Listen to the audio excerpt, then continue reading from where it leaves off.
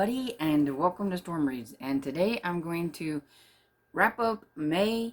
I participated in the book a day in May, and I did accomplish it, and I did get 31 books done, and I want to kind of go through them. I did do like weekly wrap-ups, so if you want to know more information about the books, you can look at those, and I will either put them in a card or link them down below.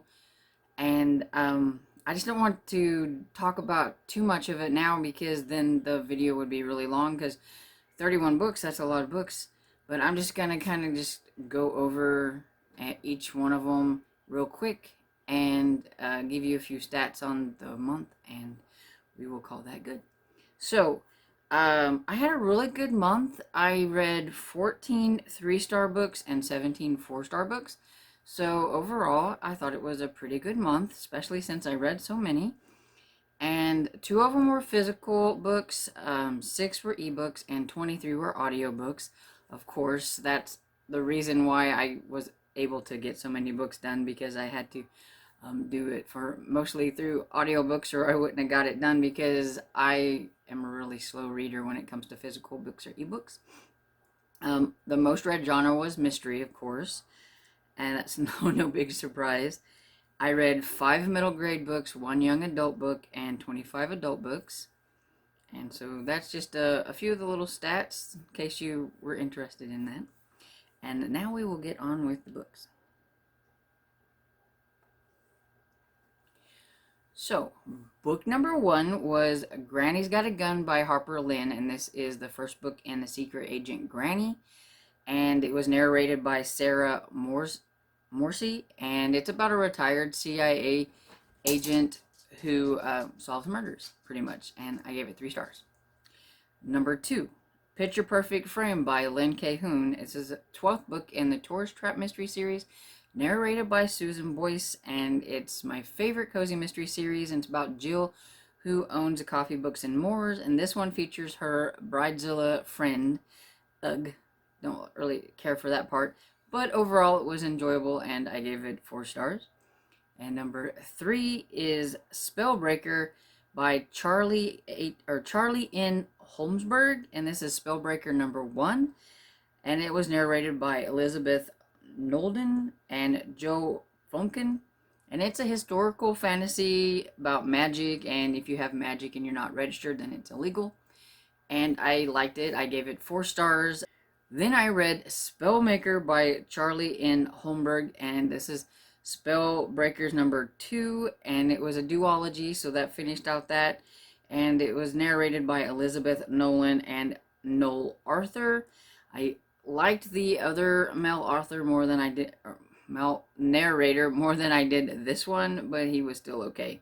And this was just a continuation from the first book, and I enjoyed it just as much and gave it 4 stars. Then I listened to The Wife Upstairs by Rachel Hawkins, narrated by Emily Schaefer, Kirby Highborn, and Lauren Fortgang. And it was a modern retelling of Jane Eyre into kind of a thriller. And as a retelling, it was trash, but as a thriller, it was okay, and I gave it 3 stars. Then I listened to Sprinkle with Murder by Jen McKinley. This is a Cupcake Bakery mystery number 1. It's narrated by Susan Boyce, and this is about Mel and Angie, who own a cupcake bakery, and they got their first catering gig, but it doesn't go so well whenever the lady ends up murdered, and so then they have to solve the crime, and I gave it 4 stars. It was a decent start to a series. I liked Jen McKinley's other series, The Library Lovers, so I was kind of curious to try one of her other series. And then I listened to Spy School by Stuart Gibbs, narrated by Gibson Fraser. And this is about Ben, who thought he was signing up for a science school, but it turns out to be a CIA agent school instead. And so it was kind of cute, and I gave it 3 stars. And it's the first in the Spy School series. I forgot to mention that. And then I listened to The Curse by Heather Graham. This is Crew of Hunters number 12, narrated by my favorite, Luke Daniels. And it's a romance between Hannah and Dallas, and we've got ghost, treasure hunting, and romance. And there's just nice fluffy reads, and I gave it 4 stars. Then I read Bigfoot in the Bronx by Hunter Shea. And what can you say about this except for it's like Bigfoot gone wild in the Bronx? Got a lot of mayhem and everything, and it was just kind of a fun romp, and I gave it 3 stars. Then I read Better Than the Movies by Lynn Painter, and this was a review arc that I got from Simon & Schuster, and it's a young adult contemporary romance about Liz who kind of lives her life by rom-coms, and she wants a happy ending with one boy and uses another boy to try to get that, but of course we know how that's going to go because she's going to fall for the other boy. It was okay, very angsty, and I gave it 3 stars. Then I listened to The Vine Witch by Luann G. Smith. This is The Vine Witch #1. It was narrated by Susan Jones, and we've got Vine Witches, curses, vengeance, and a little bit of mystery. So I enjoyed it and gave it 3 stars. Then next up I have Crime and Poetry by Amanda Flowers. This was a re-listen for me. It's The Magic Bookshop #1, narrated by Rachel Dalude. And this is about Violet and her family's magical bookshop and sleuthing, of course. And I enjoyed it and gave it 4 stars. And the next one is Whispering Rock by Robin Carr. It is The Virgin Rivers #3. It is narrated by Teresa Plummer.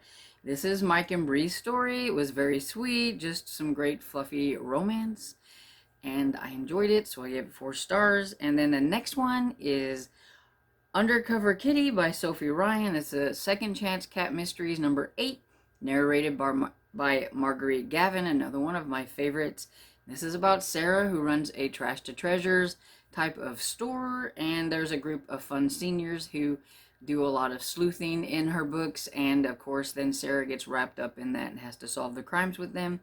It's enjoyable. I gave it 4 stars.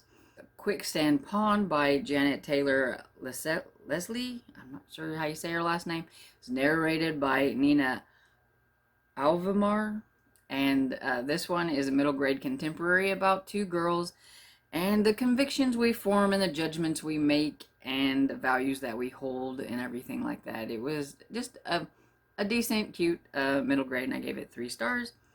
Then I read Pizzazz by Sophie Hinn, and this is a middle grade superhero story, but it's got a little bit of a different take because it's about Pizzazz, who is kind of telling you about how sometimes it's just not really super being superhero, and it's kind of just about her life and trying to make friends and stuff like that. It was really cute, has a lot of illustrations and stuff like that. And so it was almost kind of like a half graphic novel, and I don't know what you would call that, but that's what that was, and I gave it 3 stars. And then I listened to Murder by Page 1 by Olivia Matthews, and this is the Peach Coast Libraries #1. It was narrated by Janina Edwards, and it's about Marvy, who is a librarian from Brooklyn, and she is trying to adjust to small town life in Georgia, and of course, solving murders. And it was a decent start to a series, and I gave it 3 stars. Then I listened to Stamped Out by Tanya Kappas. This is Mail Carrier #1, and it was narrated by Tiffany Morgan, and it's about Bernadette, who is a mail carrier, and she ends up solving mysteries. And it was very short, and it was cute, and I gave it 3 stars. Then next up, I have An Easy Death by Charlene Harris. This is Gunny Rose #1, and this was narrated by a full cast because it was a graphic audio, so it was like a movie in your mind type thing. And it was really cool because it had really cool sound effects, and I enjoyed it that way. And this is about Elizabeth Rose, who is a gunny in an altered America. Lots of action and interesting characters, and I gave it 4 stars. Next is a Buttercream Bump Off by Jen McKinley, and this is a Cake Bakery #2. Since I enjoyed the first one, I decided to try another one, and this was narrated by Susan Boyce as well, who is one of my favorite narrators. And this is about Mel's mother. Mel's mother is a suspect after her date dies, and so of course then Mel's gonna have to try to solve the mystery and see what happened. And it was cute. A little bit of romance drama, but other than that, relationship drama. Other than that, it was pretty good, and I gave it 4 stars. Then the next one I read was Blood Air by Ilona Andrews, and this is Aurelia Rider #1. That always makes me get tongue twisted. And it's a spin-off series from Kate Daniels, and I loved Kate Daniels series, and so I wanted to check this one out, especially since it's about Julie, who was one of my favorite characters in the Kate Daniels series, and it's about a prophecy, and it had a lot of cool action, and it was just fun being back in that world and getting to see some of the side characters and stuff from the Kate Daniels series. So that was fun, and I gave it 4 stars. Then next is Death Becomes Her by Nancy Coco, and this is the first in the Oregon Honeycomb Mysteries, and I got this as an e-arc from Kensington. It came out in January, so I was a little late getting it done, but at least I got to it. And this is about Wren, who raises bees, and she makes products from like the beeswax and stuff, and she ends up being a suspect in a murder, so of course sleuthing begins. And it was an okay start to a series, and I gave it 3 stars. And then the next one is Off Season by Jack Ketchum. And this was a very messed up book about a family of cannibals and a small group of people who are trying to survive, and they don't do very well. And it was a little gross at times, and I gave it 3 stars. And then the next one is The Hexed by Heather Graham, and this is A Crew of Hunters #13, and it's narrated by Luke Daniels. And this is a romance between Rocky and Devin. Rocky is a new crew of hunters person, and then we, of course, have ghost, murders, and romance. It's a very formulaic series. It's always got the same kind of things in it, ghost and romance and mysteries and things like that, but I really like them. They're just really fun kind of comfort reads, and so I gave it 4 stars. And next up, I have Murder on Lexington Avenue by Victoria Thompson. This is the 12th book in the Gaslight Mystery series.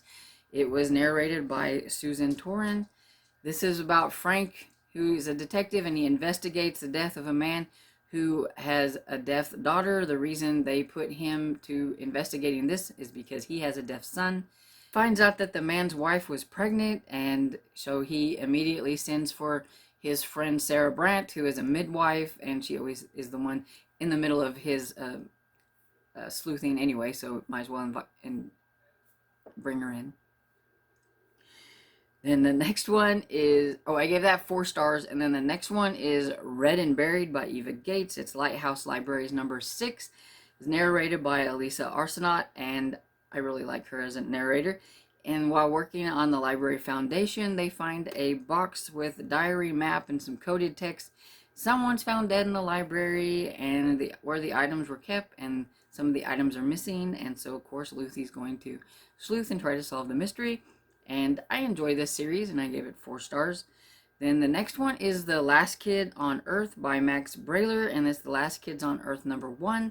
It's a monster apocalypse, and Jack and a small group of kids are trying to survive. It had fun illustrations, and it was enjoyable, and I gave it 3 stars.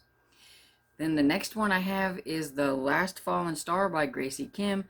This is #1 in the Gifted Clans series. It's an e-arc that I got from NetGalley from Rick Riordan Presents, and it's Korean mythology about witches, and it was a fun fantasy adventure, and I gave it 4 stars. Then the next one is Lethal Licorice by Amanda Flowers. It's Amish Candy Shop Mysteries #2, and it was narrated by Rebecca Mitchell, and it's about Bailey, who enters the Amish confectionery contest, and some of the other ones don't like it because she's not Amish, but she's doing it to honor her grandfather, and they said it was okay for her to enter, but one of them that's very vocal about it ends up dead, and so she ends up kind of a suspect along with somebody else, so she has to sleuth, of course. And this one I gave 4 stars. I'm enjoying this series. Then the next one is Gallows Views by Peter Robson. It's Inspector Banks #1, and it was narrated by Mark Honan, and this is the first book in the Inspector Banks series. It was a bit busy because the book had 3 different crimes going on at the same time, But overall, it was a decent start to the series, and I gave it 3 stars. And then the last book. We are at the last book. Number 31 is Murder Between the Lines by Radha Vatsal. Probably butchered that. And it's Kitty Weeks number 2, narrated by Justine Eyre, and it's set during the suffrage movement. And it has Kitty is a reporter for a ladies' newspaper, and after meeting this girl and then she ends up dead, she decides to investigate, even though her father doesn't want her to. And so she starts to sleuthing, and I really liked it. I'm kind of bummed that it seems like there was only going to be 2 books in this series, and I give it 4 stars. And that's everything. Whew. 31 books, and I tried to do it really quick because I didn't want to have a really drawn out wrap up, so I hope you enjoyed my little spiel about each one of them and what I thought about them and everything. And so I hope you enjoyed this video, and if you did, please give it a thumbs up and subscribe, and I'll see you all in the next video. Bye.